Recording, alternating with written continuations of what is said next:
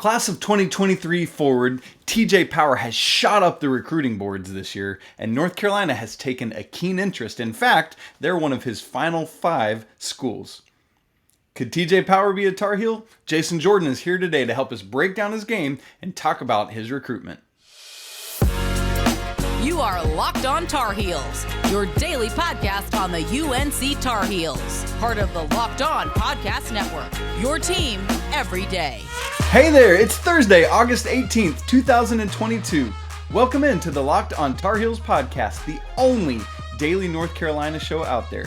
I'm your host, Isaac Shade, and I want to thank you for making Locked On Tar Heels your first listen or your first watch every single day. Please don't forget, we are free and available anywhere you get podcasts, so you can subscribe right now to make sure you get your team every day. For those of you watching, please also smash the like button and leave some comments as we talk about TJ Power. It's great to be joined today by Jason Jordan, Sports Illustrated's Director of Basketball Recruiting. As always, we'd like to thank LinkedIn Jobs for being the official college recruiting sponsor across the Locked On College Network. LinkedIn helps you find the candidates you want to talk to faster. So post your job for free at linkedin.com/lockedoncollege. Terms and conditions apply.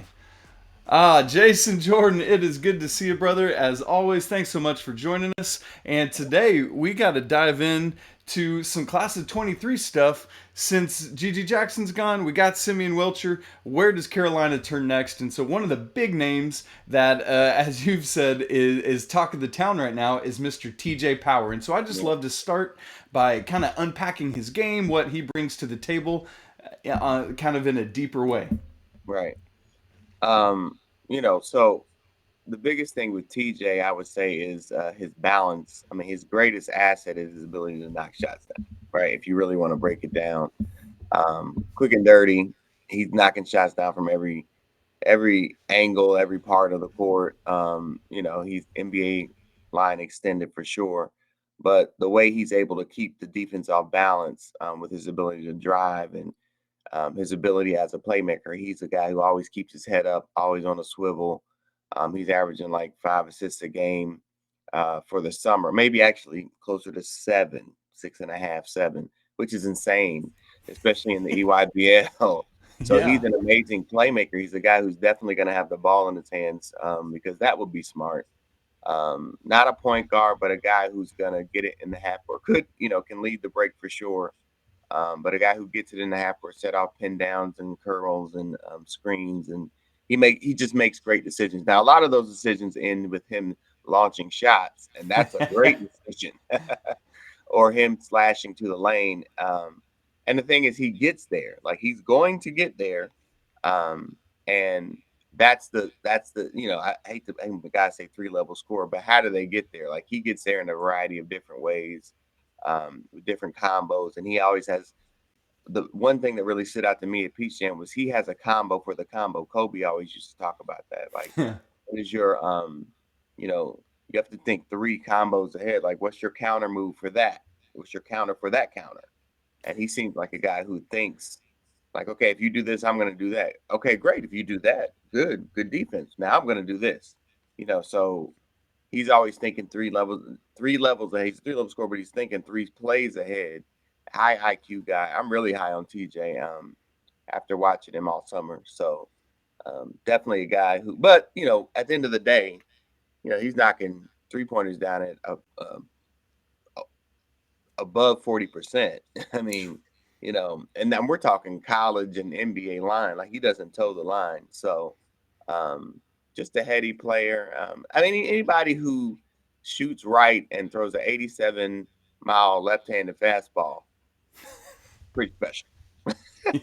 Absolutely. He's an athlete, right? Like, he does when he's doing something really interesting, what you were just talking about there. Like, one of the knocks on Auburn's Jabari Smith last year, if we can have a knock on Jabari Smith, is that as good a shooter, as good a player as he was, he's not somebody who you put the ball in his hands and let him create for himself. And it sounds like you're saying, TJ doesn't have point guard ball handling skills, but he's got enough ball handling skills that he can create on his own. Is that a fair thing to say? 100%. I had this conversation over the weekend and with the NBA scout actually, and what we what I told him, he was like, but can he handle the ball, Jay? Talking about TJ. I said, put it like this. He's not Kyrie, doesn't have it on the string, Yeah. but you're not, at the end of the day, you're not taking it from him. You're not taking the ball from him. That's not going to happen. So you tell me, does he have ball handling skills? And so he was like, okay, we'll say less. I think you're not taking it from him. He just is, mentality wise is different. He's different. And he said that, we did a larger story on him last week. And he said at Peach Jam is when he had the mental shift. And that was his 33-point game. I think he had 28 in the second half. And that was kind of his coming out party. He's been doing well all year, but Sure. the Blue Blood offer party started after Kansas City, right? And that was the fourth and final. That was in July, the fourth and final EYBL session. And so he said in that it was a 9:30 game. Nobody was really there, just the teams and a few coaches. He said wasn't a lot of coaches there. But in the second half, he said something. I hate to be cliche, but something in me was different mentally because my back was against the wall and I just came out firing and I was making shots and he said it was really a mental. He said I had that moment of mental shift and my confidence went to a different level. And he said I haven't gone back. I haven't gone back since. So and he had 41 in the next game. And that's when he was the guest of honor at the Blue Blood offer party. Yes, because it's not just one game all of a sudden gets you these offers. It's you've established a healthy floor that people can see, but now they see this ceiling. Not only is there this potentially huge ceiling, but you've done it in back-to-back games. Yeah, 100%. I mean, the consistency is the biggest thing, right? Coaches always want to, that's why people came when he said, "Oh, he had 30 throws." Okay, let me go watch him this game. It was another 9:00 game, and he had 41. And it was like that too. And I always say like that. And hoopers know what that means. It was like it wasn't just stand still. It was I'm giving you these buckets. Yeah, you're getting all these buckets, hand in my face type buckets. Yeah. So, yeah. I want to go back, Jason, to something you said a couple of weeks ago when we just briefly touched on TJ in comparison to he and GG Jackson. And you said something along the lines of for what TJ Power brings to college, in some ways, he might actually be a better fit for GG Jackson. Than GG Jackson, excuse me. Yeah. Why would that be? Kind of like this. I mean, because of his ability to create, not be clear. GG Jackson is going to be a lottery pick. I mean, he looks great on paper, 6'9", 6'10", scores. The thing about Gigi is he scores so easily. I mean, it's he's more physical. He's bigger and more physical than TJ. But their games are different. Like TJ, their games are different. Yep. He's knocking out shots. Ridiculously. That would be the biggest knock on Gigi's game. He's not knocking down shots like that. Especially when you're putting hands up. I mean, the percentages go down. But TJ is stretching the defense, right? And then when you get up on him, he's going by you.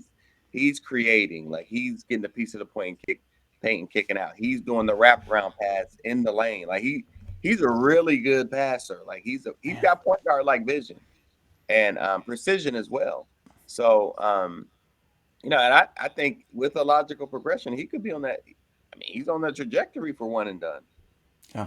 Yeah. Wow. So me personally, I want a guy who's stretching the defense. I'm always leaning there. So if y'all end up with GG Jackson, I don't think you'll. I mean, Lord, sorry. Wait. Oh my goodness. My mentions are gonna be popping. Yes, do it. Power. I'm gonna be very happy. You're going to be you're not going to remember that. You probably won't even be better anymore. Not that you're better. Yeah, exactly. And I think, given what Hubert Davis is looking for in a player, like you've said, GG Jackson is this otherworldly, phenomenal talent. But given TJ's game and how it translates long-term to what Carolina is looking for, is there any world in which losing GG, and if Carolina is able to pick up TJ Power, is actually a win? Or is that too bold a statement to make? I won't say that just because I don't want to disrespect Gigi. Gigi's a bad man. Absolutely. he's starring on a team that has Robert Dillingham and Aiden Holloway. That's crazy, right? And because they have the ball all the time. But you wouldn't remember. I think you forget. That's a great So way I to guess put it. that is a win, right? Because you're Yeah. probably still a little mad. You see his name Yeah. on Twitter and you're like, this guy, Yeah. I can't believe he did Yeah. this. So I think you'd be like, TJ Power for president. Yes. I think you'd be fine. And Yeah. that's a great way to put it. It's with no disrespect in that to Gigi at all, Yeah. but TJ Power's going to do the types of things within whatever system, but particularly a Hubert Davis green light where you're going to forget and be thrilled that you've got TJ Power. Well, that's what he brings to the table. Will he be bringing that skill set to Carolina? Jason's take after this important reminder from the National Highway Traffic Safety Administration. You're hanging out with some friends and putting back a few drinks. A few becomes a few too many, and as the evening comes to an end and people start to head out, you think of calling for a ride. But nah, you live nearby, you can make it home okay, it's no big deal.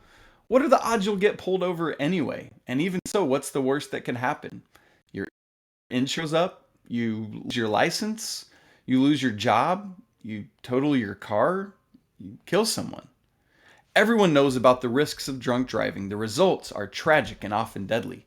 However, that still doesn't stop everyone from getting behind the wheel while under the influence. That's why police officers are out there right now looking for impaired drivers on our roads to save lives. So if you think you're okay to drive after a few drinks, think again. Play it safe and plan ahead to get a ride.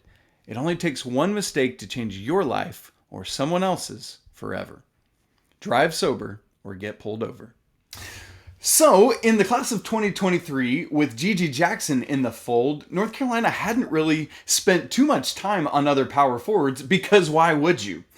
And so now they're trying to play a little bit of catch up. Is this a fair thing to say, Jason, that because of Gigi, the coaching staff didn't really need to look as much into other power forwards in this class? Yeah, I would say so. But they knew somewhat early on that it was a little work. This is a little off.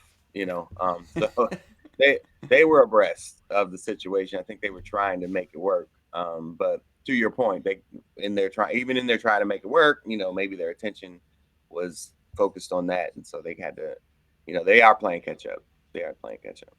But they're not the only one. Sure.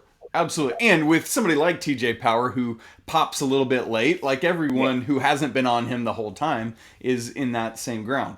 Now, for North Carolina, like it or not for other fan bases out there, when a Carolina or a Duke or a Kentucky comes calling, you answer the phone, and so you are able to work your way into the conversation. However, a lot of times it's still too much ground to make up when you're playing catch up. Is that the case here? Do you think there's just too much ground that Hubert Davis and staff are going to have to make up? No. I want to give a deep answer, but the hard answer is no. I think he's very much smitten with you guys. I think he's very much smitten with Duke. I think I think the other guys have been there. But yeah, I think Duke and Carolina he likes a lot. Okay. Well, and speaking of which, he made a trip recently down to both schools to check them out. Right. Following those visits, Jason, is there anything you've heard specifically about, since we're talking about Duke as well, either his visit to Chapel Hill or his visit to Durham? Well, we talked in depth. I talked with TJ in depth about those visits, and he, as you could probably imagine, it was two of the greatest days of his life, right? So the thing that he didn't get to experience at Carolina, and what he said he probably will probably make a return visit there. So shout out, a little news break for you guys. Hey, to come back when the players are there. He wants to experience a practice with the players, and he wasn't able to do that on his visit. But he said, as it pertains to you guys, amazing. He said he was in awe of the Dean Dome, and just looking up, and he did the the movie moment where he looked around, so he said he was trying to envision himself playing in the Dean Dome. Wow. And he said it was a different experience. And he loved Hubert Davis's stories, right? If you Hubert Davis is a great storyteller, right? So he said he loved just listening to his stories, and I always say that I told Hubert this. I've told him this a couple times. You gotta love Hubert. You're gonna love Hubert Davis. Now there's no way. I mean, you're gonna love Hubert Davis. So um, that's one of the greatest things you guys that work for you guys. Not with just TJ, but he did speak about a lot about that. I mean, his visit to Duke obviously went well too. He and John Shire pretty close. So he's talked about the related staff and because they're all so young, and yeah. So he was singing their praises too, and he said Cameron. He was blown away by Cameron too. Such a historic place. Yeah. So he gave both of them 10s basically. Okay. So yeah. But he did say he was probably going to come back to Carolina. I think he saw the practice at Duke. So I don't know if he would do a double trip or like he kind of did last time. I would maybe think so because he has family in the area. And so I would think he potentially could take an extra day and see both. But he said that's potentially, but he specifically said Carolina, he wants to come back and experience the players and the practice. So I think he may be working on that. Love that. So, by the way, Jason mentioned that article earlier that they posted last week, that deep dive. Make sure you check out that article on TJ Power. Give Jason some love there. And then also, that's great news to hear about him wanting to come back to Chapel Hill, get a more in-depth experience. Now, you mentioned the family. For those who aren't aware, TJ Power is a New England kid. But how important would it be for North Carolina in terms of helping their chances, knowing that Power has some family locally there? Yeah, I mean, that helps. That definitely helps. Unfortunately, it also helps too. Exactly, because guys are kind of close. Like, it's like, that's probably going to be their sale. Though he's closer to us. Your aunt lives down the street. So yeah, but that'll help. That'll definitely help. Absolutely. Yeah, for sure. Now, Jason, you mentioned this visit to Chapel Hill and all the things he was able to accomplish and talk to, one of which is we know that TJ Power is also a baseball player. Yeah. Is there any world in which he might be a dual sport athlete? He wants to be. He's pretty open about it, which I was kind of shocked by, if I'm being very honest. And he said the coaches are open to anything as long as you're coming, But, after the season, they may want to, have that baseball. That's kind of how it works. But they set up meetings with him and your baseball staff. And he's talked to all baseball staffs at all 5 schools. So he's serious about it. And he said he's not a guy who wants to come in and start. He wants to potentially be in the rotation of a really good baseball team and kind of see where that could go. You got to build. He's 6'8", throws a left-handed 87-mile-per-hour fastball. That's crazy. The more I think about that, the more I'm like, wow, that's insane. Yeah. That's like Randy Johnson coming at you. Yeah. Yeah, really. So he just wants to see where that can go, but he's kind of set on it. I think he'll do it. Put it like that. I think he'll do it. Yeah. I think after March Madness, when you guys cut the nets down, I think he's going to have baseball practice. That's crazy to think about. It would be really interesting to see, and not necessarily a combination we all often see being a dual sport athlete in college. Now, Jason, you mentioned he talked to all 5 baseball coaching staffs, and so for those who aren't aware, in addition to North Carolina and Duke, his final 5, TJ Powers, also includes Boston College, Virginia, and the one non-ACC school going over to the Big Ten with the Iowa Hawkeyes, where he could shoot to his heart's content and never have to play defense. So just what Fran McCaffrey does. So when you look at these 5 schools, Jason, what do you see? How does the decision play out? What are going to be the factors in ultimately determining his decision? I think he definitely wants to be somewhere where he has the best chance of winning, right? We talked about playing with more with an elite group of talent, and so he said that's attractive to him. So I definitely think he wants to be somewhere where there's an opportunity for him to step in and use his ability. I think everybody's going to have they're going to make room if there's not room, and because he's really that good. So I don't think he'll have to worry there. But, I think he wants to be in position to be on a roster that is built to win in year one, and where he's kind of the piece that would kind of complete it. So you know, I think I could see that as the case on all 5 rosters. And I think he'd get the neon green light on all 5. So and we talked about that, and he was like, but that doesn't really help narrow it down. And um, I could make the case that he probably will be built to win at your school and another school you may not like so much from day one, even more so than the other 3. But I think he's realizing how tough it is now. Like he said, they did the mock. All right, let's weigh this thing out, pros and cons, and it was tough. It was tough. So even getting down to the 5 was tough, according to him. So it's going to be interesting. He's shooting for a decision in late September, so we should know something in the next month or so. Yeah. Okay. So, not too much longer to wait. Hopefully, anyway, not too much longer to wait. Sometimes these get pushed back, and then we'll wait and see on TJ Power, and then obviously we'll talk with Jason more about that. Now, TJ Power is a highly sought after high school player.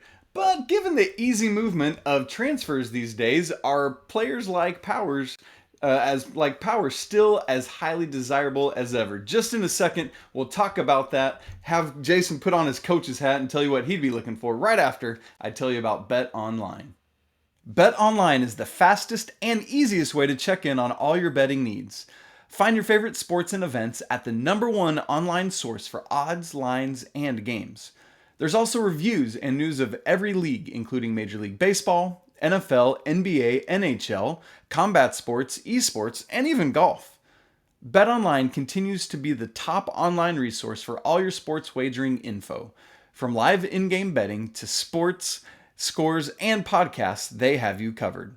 So head to BetOnline today or use your mobile device to learn more about all the trends in action. BetOnline, where the game starts. Okay, it's been great to talk about TJ Power. Really going to be interesting to see how that plays out over the next month. But now, Jason, I want to ask you to go ahead and put your coach's hat on, take off that recruiting hat, and I want to ask you this. If you're running a program at the D1 level, are you still recruiting high school recruits the same level you were 5 years ago? Or, given the flexibility of the transfer portal now, are you calming down on how you recruit high schoolers?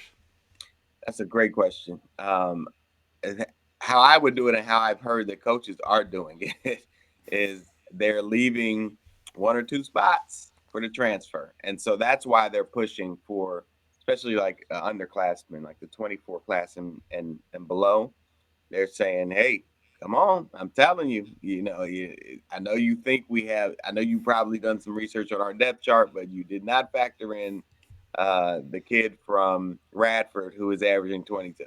Because we're on him too, And did I mention he's averaging 22, which means I'm going to take him over you, because you're not TJ Power, right? Especially that. Like, so yeah, I'm definitely going to stay in the race for TJ and that level, and Simeon Wilcher and DJ Wagner. I'm going to stay in that race for sure. Aaron Bradshaw, all those guys. But, even lower level 4-stars, if I can get an 18-6 guy, I'm taking an 18-6 guy. Interesting. So I don't know what to tell you. And this is what coaches say the same thing. It's like, so much so that they have, back in the day, but even last year, even to some degree this year, but it's slowed down substantially, where coaches used to tell their recruits, hey, you know what? Looks like you got the credits to go ahead and reclass up. We need you now. So you know what? Just reclass up, and then we're going to take you. We'll develop you, and it's all good. Don't worry about it. Now, that doesn't typically work out well for guys that do it at the last minute. Like, so people always point to RJ Barrett, but I mean, RJ Barrett reclassed down in the 9th grade. So did he really reclass up? Yeah. So he's just getting back to average. Getting back, and that's what most of them are. If you really investigate it, when they reclass up, they're not reclassing up. Right. They're in their same grade. So that has kind of eliminated that too, because they're like, So much so, I told the story before, but I know a well-known, I won't say his name, a well-known 5-star kid, and I'll just use a range over the last 5 years, right? To be nice. The range of the last 5 years, and I'm talking All-American level. Yeah. And he was like, coach, this high school thing isn't for me. Not worried about it. I'm going to go ahead and come now. And the staff was like, yeah, no, you're not. No, you're not, because we can get we're in this thing for a really good transfer, and you need to, you need some more, you need to just stew a little bit, and, why don't you go win that McDonald's All-American MVP, in your senior year. And so they wouldn't take him. They said, no, you're not coming early. So think about that. This is an All-American, All-American kid, 5-star. This is from his mouth. And the staff was like, no. We got a transfer that we really want. And why? Just go work on your game. So it's a new day. Yeah. Wow. It's a new day. And here's what's interesting to me about that. Like that 18-6 transfer kid you talked about was probably likely that lower tier 4-star guy you just talked about. So you know what? Exactly. So homie, why don't you go play at a mid-major or a low high major and get to that 18-6 level, let them develop you, and then we'll bring you in a couple years. Is that a reality of the present age? Let me tell you something that'll blow your mind. And I may still do this story, so just if y'all try and take this story, just remember I said it here first. I talked to low-level and low to mid-level coaches, right, who say their pitch, and they're open about it. And you'd think this would be something they keep on the low. They're open about it. They say, well, we got to change with the time. So there is no pride. We tell kids now, we know the elephant in the room. Why don't you come average? You're talented enough. You're like a fringe 4-star kid, because that's what they stay with 3s, and they're not going to get a 4-star. So you're kind of almost a 4-star. What you could do, I know you want Duke and Carolina and Kansas and Kentucky. You want them on you, right? So you can come on over here. We have an open spot. We need a scorer. All we want you to do is score. You can average 18 to 20 a game as a freshman, so you produce for us, and then you portal. And that's the selling point. They say it. I'm telling, I couldn't believe it. I was like, you really? He was like, yeah, you better change with the times or you're going to be fired. So, yeah, if that kid helps us win the league, did we really lose that he transferred? So, yeah. So there's the title of the article, Produce and Portal, right there. Jason, you got it. Write that bad. Y'all take my story now. So then as a coach, like, if there's like, let's say Jason Jordan's son is like this guy that I know I'm not really wanting right now or can't get right now or whatever the case may be. I don't have enough scholarships. But who knows, 2 to 3 years. So I'm going to do a little bit more recruiting than I otherwise would, because I know I can't get you. But I'm just laying some seeds for a couple years down the road. That's part of the calculus now, right? 100%. Yeah, definitely. All right, Coach Jason Jordan, thank you for putting on your coach's hat for us here for a little bit on Locked On Tar Heels. Everyone stay tuned. We got about a month to wait on this TJ Power decision we've been talking about, and we'll see how that goes. Jason Jordan, as always, thank you so much for being with us today. Always a pleasure, man. Look forward to it next week.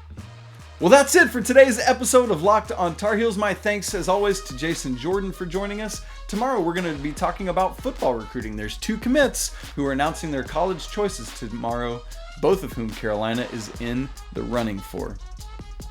Follow the show on Twitter at Locked On Heels. You can follow Jason at JasonJordanSI, and you can follow me at Isaac Shade. Get more on the ACC by making Locked On ACC your second listen of the day. Host Candace Cooper and the local experts of Locked On take you around the conference in 30 minutes, 5 days a week. It's been so great to be together today. Please go ahead and subscribe, smash the like button, and leave some comments and 5-star reviews if you enjoyed the show. Really appreciate you hanging out with me on a Thursday. Can't wait to do it again tomorrow. And for today, I want to remind you that it's always a great day to be a Tar Heel. Until tomorrow, peace!